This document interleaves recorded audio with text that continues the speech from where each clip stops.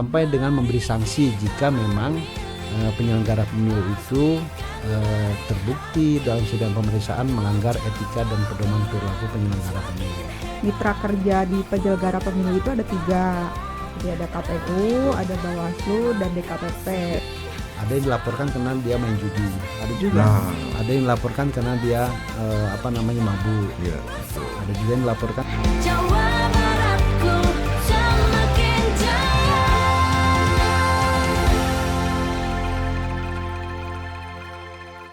Sampurasun. Kita bertemu lagi bersama Pro Bono Podcast. Podcast untuk kebaikan masyarakat. Ya, kebaikan publik, kebaikan masyarakat. Dan seperti biasa saya Hakim. Saya Kira. Nah, kali ini kita akan bincangkan walaupun ya waktunya relatif singkat, tapi ini juga tentu perlu teman pemilih ketahui ya.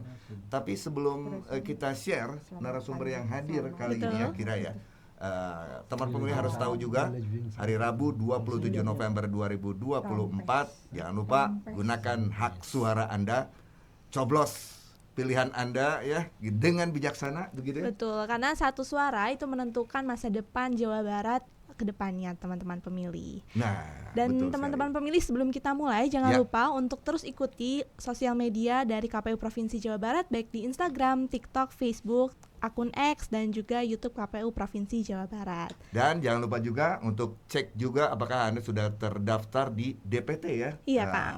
bisa Dengan ke cara mana? cek dptonline.kpu.go.id. Nah, silakan itu bisa secara online bisa Anda cek langsung Anda sudah terdaftar sebagai pemilih atau belum ya. Kalau belum segera koordinasi dengan RT dulu boleh lah gitu ya, langsung bisa ya.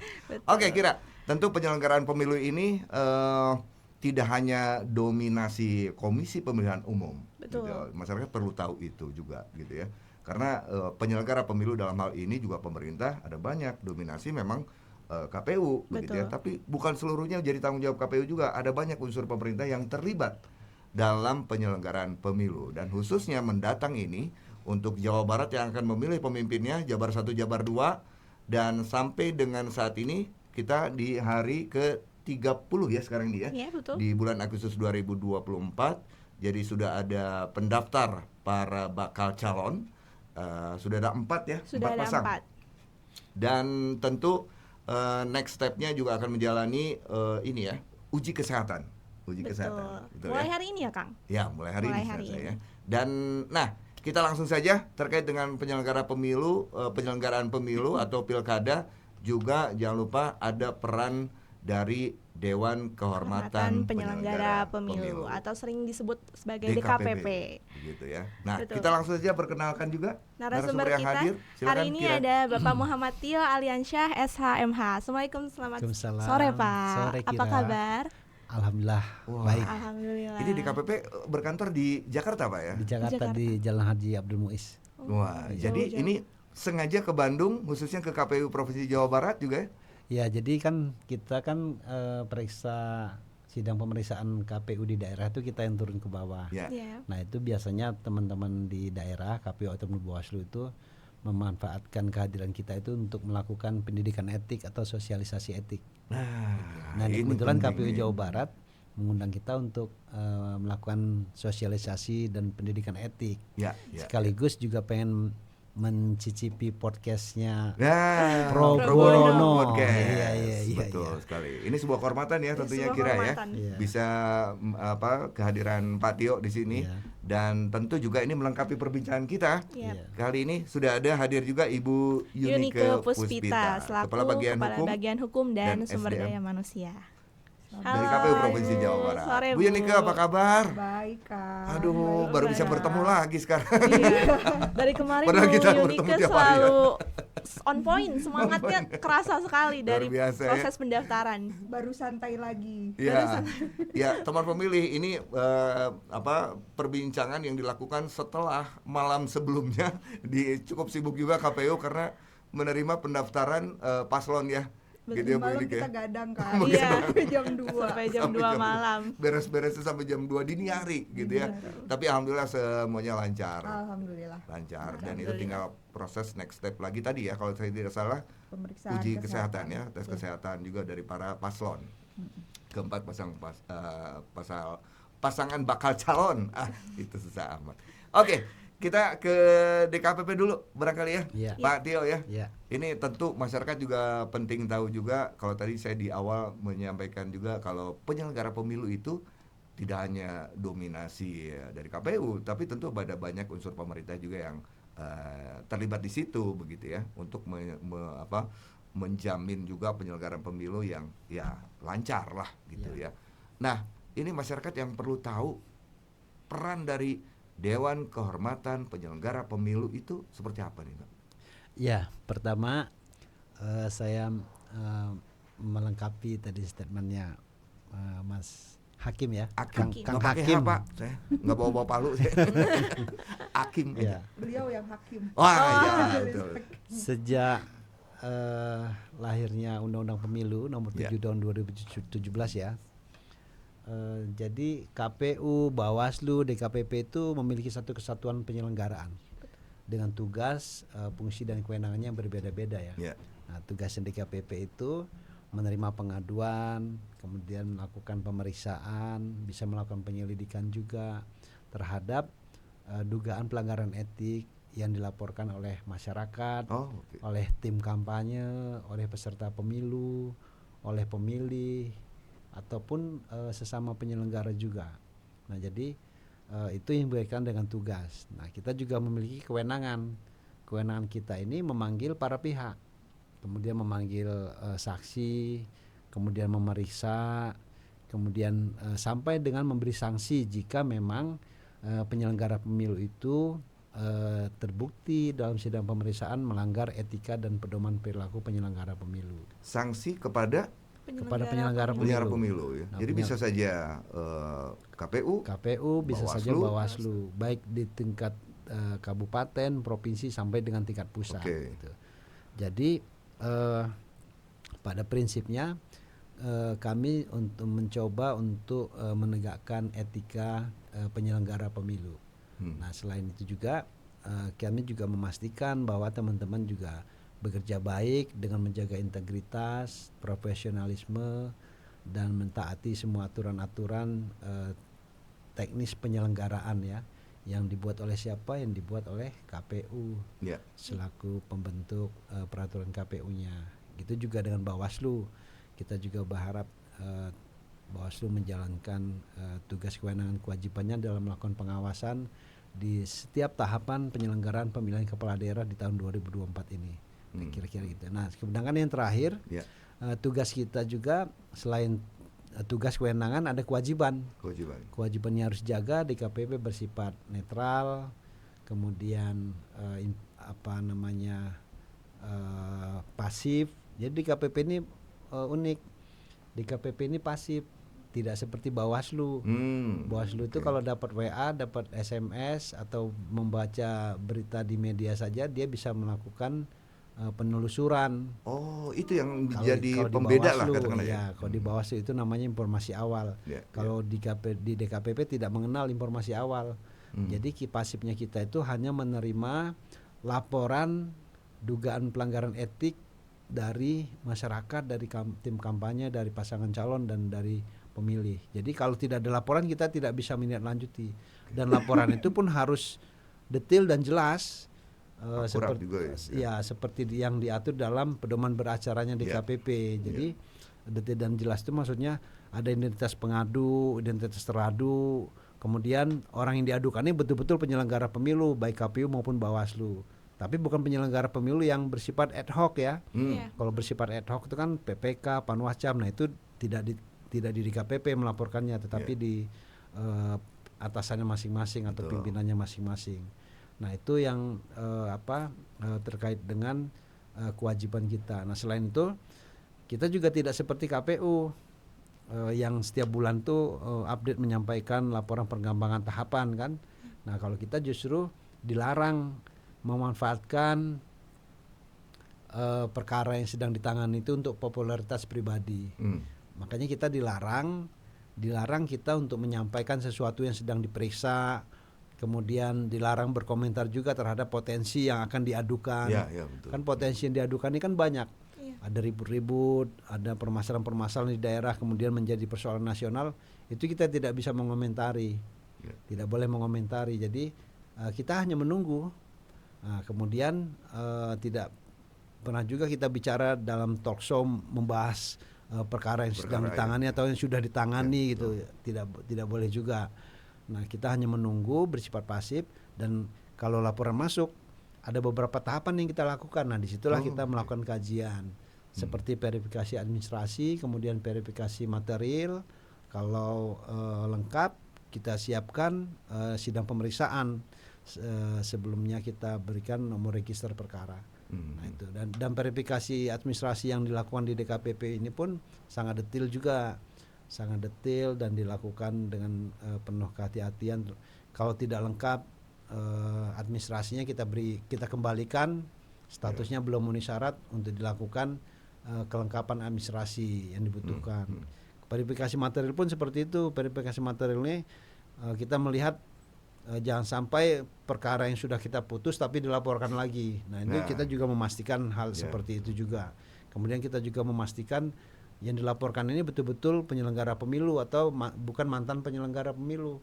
Karena kalau di luar itu tidak memenuhi syarat, misalnya melaporkannya itu tim seleksi atau pengacaranya KPU yang dilaporkannya, ataupun yang dilaporkannya itu sudah tidak lagi menjadi penyelenggara pemilu. Nah, itu sudah pasti tidak memenuhi syarat.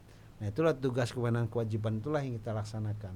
Selain kita melakukan pendidikan etik, sosialisasi etik kepada semua jajaran penyelenggara pemilu. Tetapi meskipun DKPP tidak bisa menerima pengaduan badan ad hoc, baik itu Panwascam, PPK dan jajaran di bawahnya, kita memiliki peraturan DKPP nomor 2 tahun 2017 tentang kode etik dan pedoman perilaku. Nah, itu berlaku bagi semua. Tidak hanya penyelenggara pemilu yang definitif sampai tingkat kabupaten, tapi sampai tingkat TPS pun itu berlaku. Pedoman tentang kode etik dan pedoman perilaku penyelenggara pemilu.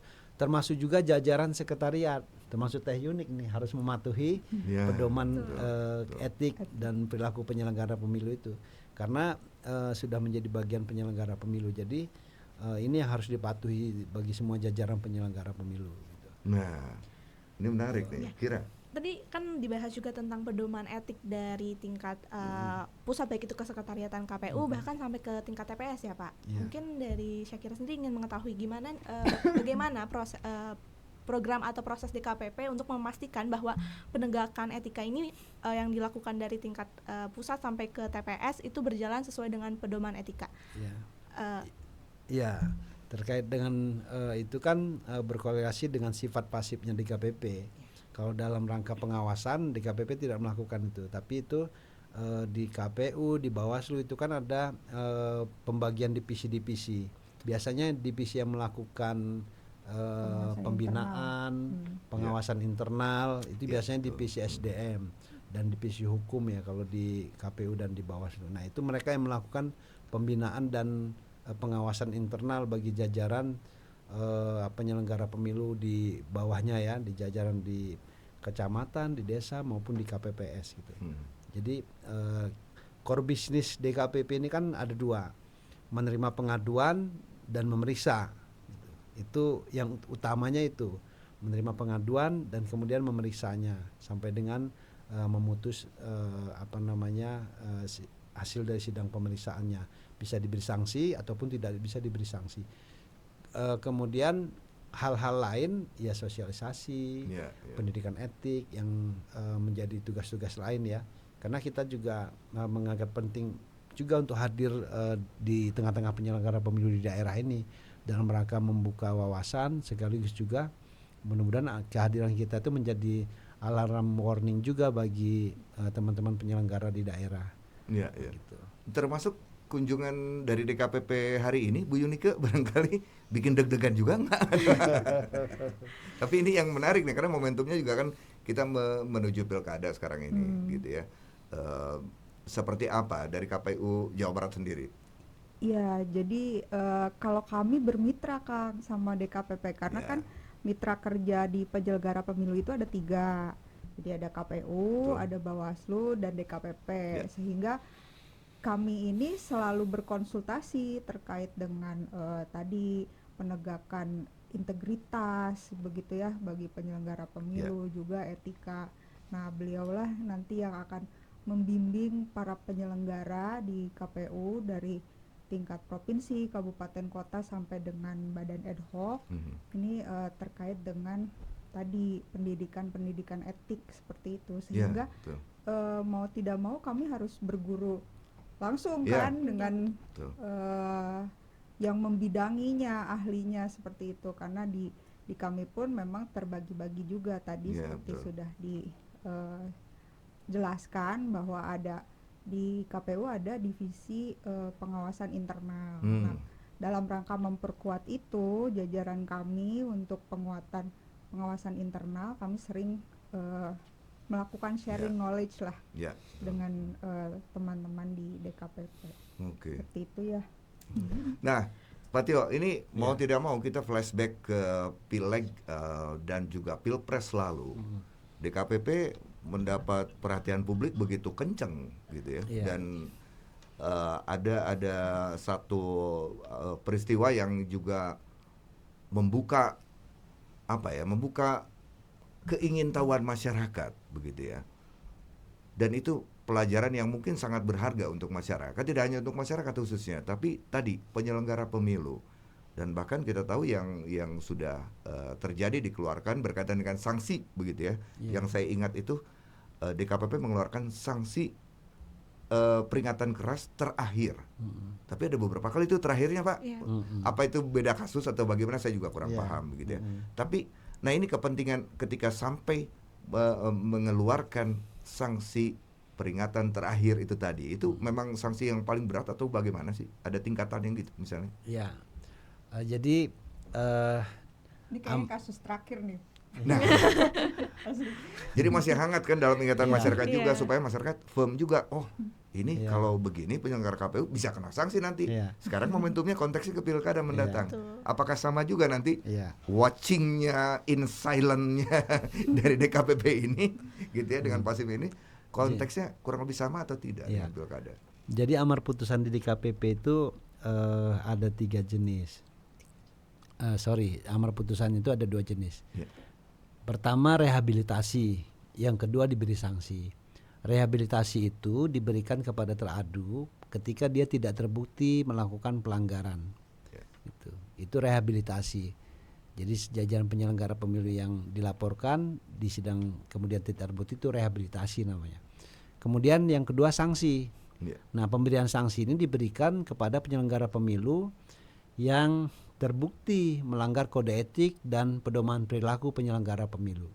Jadi di dalam peraturan KPU dalam peraturan DKPP nomor 2 tahun 2017 itu detail mengatur tentang etika dan pedoman perilaku penyelenggara pemilu. Nah, sanksi itu ada 3 jenis. Ada teguran tertulis. Kemudian ada pemberhentian sementara. Ya. Kemudian ada pemberhentian tetap.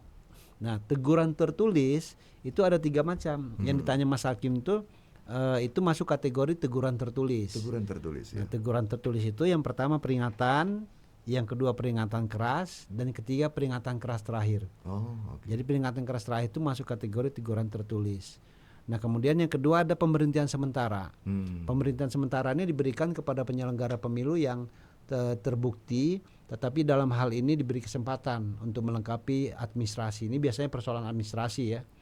Misalnya yang bersangkutan tuh sebagai penyelenggara pemilu berstatus ASN, tapi 1 bulan 2 bulan belum mendapatkan izin cuti ataupun berhenti sementara sebagai ASN-nya. Itu biasanya seperti itu, atau dituduh masih menerima gaji sebagai ASN-nya. Karena penyelenggara pemilu ini ketika dilantik ini memang nggak boleh lagi dia bekerja di tempat lain dan menerima gaji dari tempat yang lain, nggak boleh. Apalagi ASN ya nggak boleh. Ya, harus. Jadi harus full bekerja sepenuh waktu. Dan yang ketiga ada pemberhentian tetap. Pemberhentian tetap ini juga ada 3 jenis. Ada diberhentikan tetap sebagai ketua, ada diberhentikan tetap sebagai kordip atau ketua divisi. Kemudian yang ketiga yang paling tinggi sanksinya diberhentikan tetap sebagai anggota. baik itu anggota KPU maupun anggota Bawaslu, itu yang paling tinggi pemberhentian tetap. Dan putusan DKPP ini bersifat final dan mengikat, final, terakhir, Ya. dan mengikat Mengikat. bagi Bawaslu, KPU dan Presiden Hmm. yang menjalankan putusan DKPP ini. Ya. Maka kalau pemberhentian tetap itu dilakukan kepada jajaran KPU di daerah atau Ya. Bawaslu di daerah, maka itu mengikat bagi KPU Republik Indonesia untuk mengeluarkan SK pemberhentian. Ya. Kalau itu bagi Bawaslu, KPU dan Bawaslu di provinsi dan Bawaslu di kabupaten, maka itu mengikat bagi Bawaslu RI untuk mengeluarkan pemberhentian, SK pemberhentian.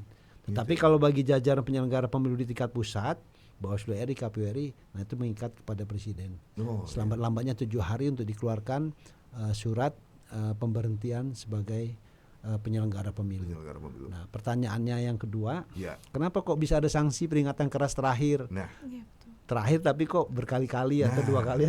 itu ini banyak sekali masyarakat bertanya Ya, tentang itu, Pak. ini yang perlu saya jelaskan ya. Ya. Jadi Kang Haki, KPU Bawaslu itu menjalankan pemilu atau pilkada itu kan sesuai dengan tahapan. Ya.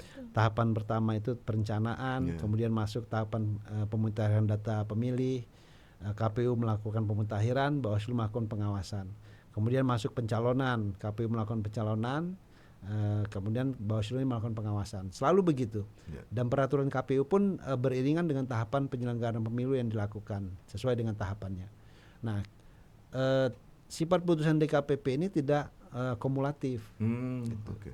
Ya. sehingga ketika dia mendapatkan sanksi pada saat proses pencalonan, mendapatkan sanksi bagi jajaran KPU ya ataupun Bawaslu, peringatan keras terakhir. Ya. Nah, kemudian pada tahapan berikutnya, tahapan proses pemungutan dan penghitungan suara sampai dengan rekapitulasi itu dilaporkan dan terbukti mendapatkan sanksi lagi. Sanksinya peringatan keras terakhir. Ini kan oke. berbeda. Ya, ya. Gitu. Nah, tetapi bagaimana kalau seandainya sama pada masa pencalonan yang bersangkutan mendapatkan peringatan keras terakhir, misalnya ya.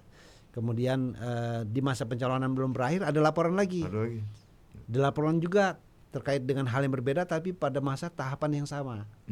Mendapatkan peringatan keras tidak mungkin yang terakhir. Pasti naik. Jadi sanksinya itu berarti bisa sanksi naik. bisa seperti, tadi yang seperti saya urai tadi. Ya, pemberhentian. Naik bisa diberhentikan tetap, Ya. baik itu sebagai ketua, baik itu sebagai ketua divisi atau kordip, Ya. atau bisa saja diberhentikan tetap sebagai anggota. Jadi tidak kumulatif itu. Jadi walaupun kasus berbeda tapi dialami dalam termin waktu yang sama dan orang yang sama itu putusannya meningkat. Iya, bisa dengan persoalan yang dengan tahapan yang sama ya itu pasti meningkat. Tidak mungkin dia setara karena dia udah pernah diberi peringatan. Ya. Misalnya peringatan nih di tahapan pencalonan, kemudian dilaporkan lagi, itu pasti nggak mungkin setara putusannya. Sanksinya itu tidak mungkin setara, pasti lebih gitu. Iya, iya. Oke, ini kalau tahapan itu luar biasa ya. Kalau Dia bisa menjelaskan itu. kalau itu kumulatif, Iya, kumulatif. Nah, misalnya diberi sanksi peringatan, besok lagi peringatan, itu habis anggota KPU sama Bawaslu. ya, nanti siapa yang Iya, Karena siapa hari yang ini tidak ada menyelenggarakan? penyelenggara. Karena hari ini penyelenggara pemilu itu nggak ada di tingkat pusat tuh yang belum pernah Iya, mendapatkan betul. sanksi. Pasti Iya, sudah iya. mendapatkan sanksi. Gitu. Tapi pengadunya pun kan tidak dibatasi. Pada satu masa tahapan, Ya. pengadu itu bisa dari berbagai macam. Karena pengadu itu dari tim kampanye, dari pemilih, dari pasangan calon, Dari kemudian masyarakat dari umum masyarakat, bisa juga bisa ya? juga. Oh, oke. Kemudian dari unsur-unsur lain itu bisa melaporkan penyelenggara pemilu, bisa. Sesama penyelenggara pemilu pun bisa saling melaporkan juga. Nah, Karena kan tadi juga di-mention bahwa masyarakat bisa berkontribusi untuk membuat aduan kepada DKPP. Mungkin dari DKPP sendiri bagaimana untuk mendorong partisipasi aktif masyarakat dalam mengawasi para penyelenggara pemilu? mau melapor, mau itu ya langsung Iya. dengan saudaranya. Kita juga memiliki podcast ya. Ya. Kemarin ada podcast. Kemudian dalam melakukan sidang pemeriksaan kita selalu melakukan live melalui YouTube dan Facebook itu pasti. Oke. Kemudian kita umumkan di medsos. Kita memiliki banyak medsos lah, ada IG, ada Ya. X juga, kemudian ada Facebook, ada apa namanya TikTok juga kita punya Betul. juga. Nah itu dalam rangka untuk mensiarkan ya, Ya, mensosialisasikan keberadaan DKPP. Tetapi pengaduan ke DKPP ini nggak boleh juga asal-asalan. Karena kalau asal-asalan pasti tidak memenuhi syarat ataupun belum memenuhi syarat ataupun bisa juga gugur gitu. Ya. Laporan ke DKPP ini harus runut dan jelas. Ada identitas pengadu, teradu, ada alat bukti, kemudian ada kronologis, kemudian dia harus juga bisa menyebutkan pasal yang dilanggarnya apa gitu. Maka dia harus Ya. harus memahami betul dalam Harus konteks paham ini ya, gitu ya. Belum gitu. betul-betul paham. Kalau Nah, ini konkret nih Pak, Iya. contoh kasus lah misalnya gitu. Ada muncul juga pertanyaan, artinya ketika apa yang menjadi tupoksi dari DKPP itu khususnya terkait dengan etika tadi gitu. Jadi penyelenggara pemilu itu dilarang flexing misalnya, atau memamerkan kemewahan gitu ya misalnya, naik jet pribadi misalnya gitu atau apa gitu, itu dilarang sama sekali. Itu menyangkut etika juga atau gimana konkretnya lagi? ya kita lihat dulu persoalannya ya, kita Konteksnya apa konteksnya gitu ya. apa gitu. Apakah dia nebeng orang atau apa kan? Betul. Itu yang pasti tidak dilarang, tidak ada larangan tegas terkait itu, tapi Oke. memang menyangkut perilaku ya bisa universal. Termasuk juga kan kalau kita mengklaster nih Ya, pengaduan yang masuk ke kita, ke DKPP itu kan ada yang kaitannya dengan tahapan pemilu, tahapan pilkada, tapi banyak juga yang tidak ada kaitannya dengan tahapan pemilu atau pilkada. Ya, ya. Jadi ada yang ada kaitan dengan tahapan atau non tahapan. Yang non tahapan ini kebanyakan perilaku penyelenggara pemilu ya, banyak modelnya. Ada yang dilaporkan karena dia main judi, ada juga. Nah. Ada yang dilaporkan karena dia mabuk. ya betul. Ada juga yang dilaporkan oleh istrinya.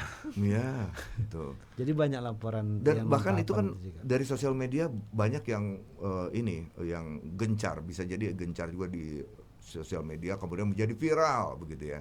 Nah, terkait dengan hal kondisi seperti itu apa DKPP juga ini juga mempertimbangkan itulah segitu sebagai masukan atau tidak? Tidak. Jadi kita kan salah satu kewajiban kita itu netral, independen. Oke.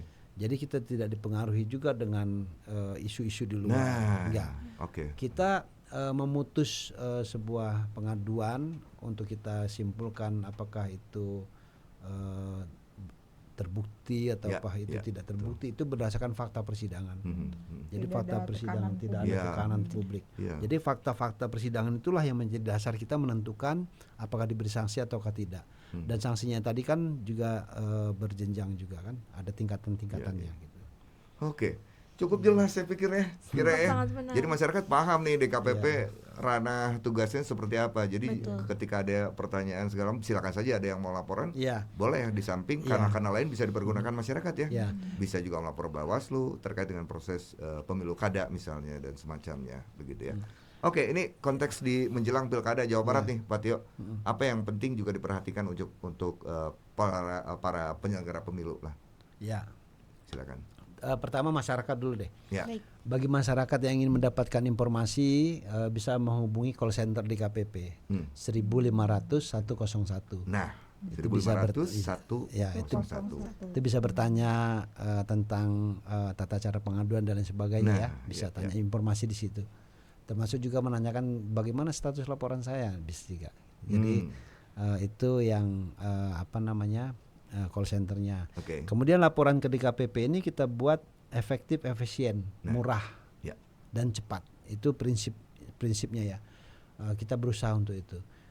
Kenapa kita nyatakan murah, efektif, dan cepat tadi? Pengaduan ke DKPP itu tidak mesti diantar, Nah, ya. bisa melalui email, Oh, bisa juga ya. bisa melalui online, bisa melalui pos, Ya. atau bisa mengisi aplikasi kita. Kita memiliki aplikasi Sietik. Si etik. Sietik Oh, gitu. oke. Itu singkatan apa, Pak? Sistem informasi etik. Oh, Etik. tuh, Jadi itu sistem bisa informasi ya, bisa melaporkan melalui aplikasi. Jadi Bisa. masyarakat ataupun pengadu itu kita beri kemudahan Ya, untuk betul. itu. Berbagai sekarang teknologi sudah Iya. memungkinkan untuk itu. Download Android ya. Iya. Di Android bisa ya, silakan aplikasinya di-download teman pemilih. Jadi bisa terkait dengan laporan misalnya bisa ingin tahu progresnya seperti apa, nah itu bisa Iya. ini ya manfaatkan juga. Kemudian tadi kan baru untuk masyarakat Iya. ya Pak, untuk penyelenggara pemilu. Nah, untuk penyelenggara pemilunya bekerja sesuai dengan aturan. Nah itu saja sih Pak ya sebetulnya. Bekerja yang sesuai pegangannya dengan ya. aturan. Kemudian memang harus menghindari sangka publik. Nah, betul. Seperti contohnya nih, sangka yang muncul biasanya. Kan ada penyelenggara pemilu kan hidup bersosialisasi juga di tengah masyarakat. Ya. Sama-sama dapat undangan nih Betul. misalnya.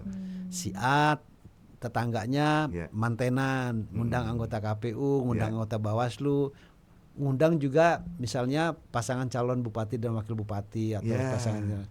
Ya kalau sudah ada begitu ya berjarak saja lah. Hati-hati ya. Kemudian kalau diajak foto bareng ya hindari. Ya, Biasanya kan anggota KPU di daerah kan diminta untuk foto bareng dengan pengantin. Kalau ada Ya. calon bupati juga dipasangkan Betul. untuk berpotongan ya dihindari. Jangan sampai dengan sengaja mempertontonkan ke publik gesturnya gitu. Iya, itu untuk mengundang menghindari tadi ya, menghindari sangka-sangkanya. Termasuk Betul. juga kan selalu ada pertanyaan juga nih, Iya. gimana kalau kita lagi takziahan tiba-tiba datang? Ya biasa saja, tetapi Iya. jangan menunjukkan gestur untuk keberpihakan Ya, gitu. Proporsional betul saja. sekali. Kalau bisa menghindari cepat pulang ya lebih baik gitu. Untuk Mhm. supaya menghindari sangka publik. Karena Nah. banyak sekali kejadian yang dilihat oleh publik tapi sungguhnya begitu dilakukan pemeriksaan ternyata tidak seperti itu Ya, disangka betul, gitu. betul. Untuk menghindari itu teman-teman ya hati-hati dan sensitif ya, memiliki sense of ethic yang tinggi Ya, lah. sense Kalau of ini ethic. kira-kira ada potensi ataupun sangka ya segera dihindari gitu. Iya, ini konkret nih, keren nih. Betul. Karena kan itu faktor kultur ya, Iya. kebiasaan Iya. kultur yang Iya. kadang-kadang kita nggak sadar gitu ya. Iya. Wah ini karena kenal dekat lah, atau mungkin ada hubungan kerabat atau apa. Jadi foto bareng, ayo foto bareng. Iya. Padahal di balik itu ya mesti hati-hati juga lah Iya. gitu ya. Kemudian gitu. satu Oke. lagi dalam menjalankan tugas ini Mhm. prinsip equality treatment ya. Equality. Jadi perlakuan setara bagi semua tim kampanye, Mhm. semua Ya, betul. bakal pasangan calon atau paslon Ya, nggak boleh betul. si A beda perlakuannya, si B beda Ya. perlakuannya, nggak boleh. Mhm. Gitu. Jadi kalau misalnya bakal pasangan calon ini foto rame-rame, yang lain juga foto Ya, rame-rame betul. juga, Betul. nggak Betul boleh sekali. kemudian membeda-bedakan Ya, gitu. betul, betul. Itu harus perlakuan setara itu harus dilakukan oleh semua jajaran penyelenggara Semua pemilu, jajaran, tidak hanya ya. di tingkat kabupaten dan provinsi, tapi jajaran di kecamatan, desa pun harus seperti itu. Oke. Nah, kita sekarang ke Bu Yunika nih ya untuk tetap menjaga sinergitas ini gitu, kolaborasi ini karena tadi ya mitra. Nah, seperti apa mungkin dari KPU Jawa Barat upaya? Ya, salah satunya dengan podcast ini, Ya, karena kan memberikan nggak mungkin informasi ya. Pak Tio ini kita selalu undang untuk Ya. mengingatkan lagi, mengingatkan lagi. Nah, kalau ada media Betul. yang seperti ini kan teman-teman penyelenggara yang lain bisa tonton Ya, ulang seperti betul. itu. Jadi gini, Kang, kami sih sebetulnya tidak khawatir dengan banyaknya aduan, karena memang kami paham betul bahwa jumlah penyelenggara kita di Jawa Barat aja kemarin untuk yang pemilu itu ada 800.000 orang. Iya, Kang Hakim bayangkan Iya. 7 kali jumlah TPS kita berapa sih Iya, Jawa Barat. betul sekali. Nah, untuk Pilgub 73.000 TPS kali nanti 7 orang. Belum PPS. Ya, PPS kita ada 5.900 5.900. lebih kali 3 orang. Tambah PPK kita ada 627 kecamatan kali 5 orang. Belum itu baru yang ad hoc. Ya, betul. Belum yang definitif tadi Definitif. penyelenggara pemilu KPU di kabupaten kota, kemudian di provinsi. Ya. Belum ditambah lagi sekretariatnya. Ya. Nah, ya. jadi kalau ada 1-2 yang dilaporkan ya memang dari sekian Betul banyak, sekali. Kang, seperti Betul itu. Dan itu sebetulnya kami sih masih yakin bahwa Ya. itu justru memperkaya dan memperkuat keputusan-keputusan yang diambil oleh KPU Betul. seperti itu. Jadi dengan adanya teman-teman DKPP, Iya. teman-teman Bawaslu ini sebetulnya itu bukan untuk saling menjatuhkan. Iya. Betul. Iya, bukan untuk mendelegitimasi keputusan atau hasil dari penyelenggaraan pemilu, tetapi justru memperkuat Ya. bahwa keputusan ini sudah teruji nih, sudah teruji bahwa yang hasil dari pemilu ini memang melalui berbagai proses uji segala macam lah, uji etik, uji Ya. proses, Betul. segala macam itu sudah yang paling terbaik lah, Ya, betul seperti sekali. itu Kak. Oke, semoga ya ini tetap harmonis, pilkada Jabar juga lancar ya, Amin. Bu Yunika Pak Tio ya, Amin. gitu ya. Amin. Dan DKPP juga tetap semangat juga ini. Semangat. Jadi hati-hati penyelenggara pemilu, ada watching in silent yang dilakukan oleh DKPP juga gitu ya. Jadi ikuti aturan saja lah gitu ya, nggak usah neko-neko lah ya gitu ya. Oke, Bu Yunika terima kasih, Pak Tio Iya. terima kasih banyak. Salam saya Sama-sama. untuk teman-teman Terima DKPP. kasih Mas Aki. Tetap semangat. Teh Kira ya. Iya. Dan teman pemilih, demikian perbincangan singkat kami bersama Pak Tio dari DKPP dan juga Bu Yunika dari KPU Provinsi Jawa Barat tentunya ya. Betul. Jangan lupa juga untuk subscribe, nanti simak full interviewnya di YouTube channel KPU Provinsi Jawa Barat. Kemudian di sosial media. Di Instagram, di X, TikTok maupun Facebook KPU Provinsi Jawa Barat. Dan jangan lupa untuk cek data Anda sebagai pemilih kemana kira? Di cek dptonline.kpu.go.id. Dan Oke. jangan lupa pada tanggal 27 November Ya. 2024 nanti gunakan hak suara teman pemilih karena satu suara menentukan nasib dan juga masa depan dari Provinsi Jawa Barat. Yes, oke. Terima kasih sekali lagi. Sampurasun. Sampurasun.